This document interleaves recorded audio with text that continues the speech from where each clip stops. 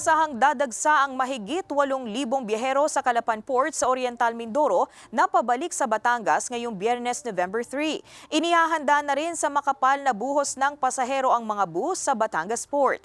Para sa detalye, makakasama natin live si Paul Hernandez. Paul?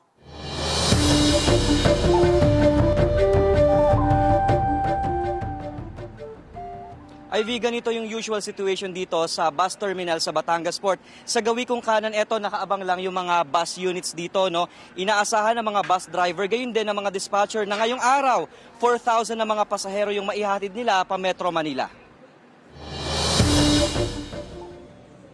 Mabilis pa ang usad ng pila sa ticketing booth sa Calapan Port sa Oriental Mindoro kagabi. Pero pagsapit ng tanghali kanina, mas bumuhos ang dating ng mga pasahero. 8,000 outgoing passengers ang tansya ng PPA Mindoro na daraan sa Port of Calapan ngayong Biyernes. Bukod sa ipinatutupad na first come first serve basis at kanselasyon ng booking system sa mga cargo vessel, nilimitahan na ng mga shipping lines sa 60% ang online booking para sa mga pasahero. Kunyari, ang capacity is 300, so yung 108 packs pwede nilang i-online booking, yung 120 na remaining para doon sa ma-walk-in. Sa Batangas Pier, kakaunti ang pumapasok sa passenger terminal. Pero mayat maya ang dating ng mga barko at biyahero galing Mindoro. Marami sa mga nagbakasyon, diretso sa bus terminal pa Metro Manila. Gaya ng pamilya ni Ena na pauwi na sa Bulacan galing Boracay.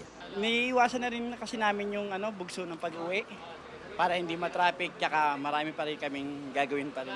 Mahigit 4,000 pasahero ang inaasahan ng mga bus driver ngayong araw. Posibleng dumoble pa yan sa Sabado hanggang Linggo. Ang nangyari po kasi doon, halimbawa po, pag wala na po ditong mga pagkakaunti na lang po yung bus na natitira, so ini-skip po kami doon. Yung pinapaano na lang kami, pinapalis na lang agad. Para po papunta dito. Wag lang daw maiipit sa matinding traffic sa SLEX. Mabilis silang makakabalik sa Batangas Pier para sumalupa ng mga nagbabalikang pasahero. Ivy, alam mo, hindi naman naiipon dito sa waiting area yung mga pasahero dahil nga may mga naka-standby na mga bus unit. Pag napupuno yung isang bus ay diretso alis agad yan.